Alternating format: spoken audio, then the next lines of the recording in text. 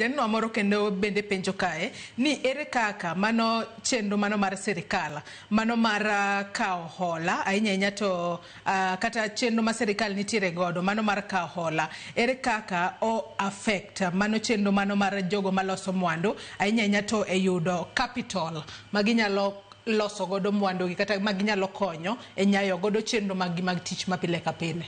Erokamano. Sirkal ologa pesa. Kendo kan wang'iyo by March this year giseolo about 11 trillion, 11 point something trillion.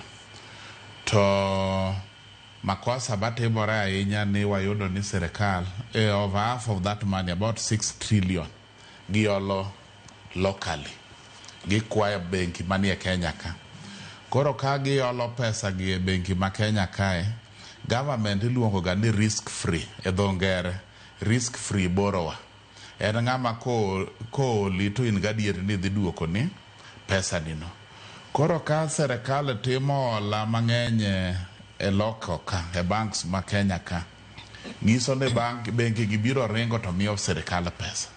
Ka giseringo gimiyo sirkal pesa mang'eny, ngiso ni koro onge pesa minyalo mi mwananchi wa kawaida, jo manufacturing sector ni.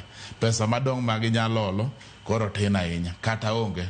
To ka en matin, to joma dware ng'eny, ngiso ni interest rate magichajo ni malo nikech gin risky borrowers. Koro sirkal ahinya ijiwoga ni kanyalore, to winjo otim most of the borrowing nikech sirkal nyaka ol externally. Koro internally ka giwene local investors nyalo timano, nyalo olo. Koro mane negative impact. Ka sirkal olo pesa mang'eny e benki ma Kenya ka ngiso ni matine madong ma, mano ngiso ni economy ok nya expand. To koro ang'o minyalo tim nikech adira sirkal bende kinde mathoth osewacho ni gidwa konya tema ahinya mar mondo mi gi hol locally giwere kod holo ma gi holo e pinje maoko. Mane mapar ni jatend piny Kenya William Ruto ne temo mar mondo mi chenro mar holo kik tim sasa gibeda kata loans minyalo hol e pacho kae. Kamano bende koro hinyo sector mar manufacturing. Yes. Resruok nyalo wuok kanye? Resruok Joyce en olo pesa externally. And secondly, trying to live within your means. Sidak ing'ado kodi kaluwore gi kaka dendi romo. To kopo ni sirkal bende ng'ang'ana gi local investors elaro pesa e benki ma Kenya ka, economy ok nyal expand.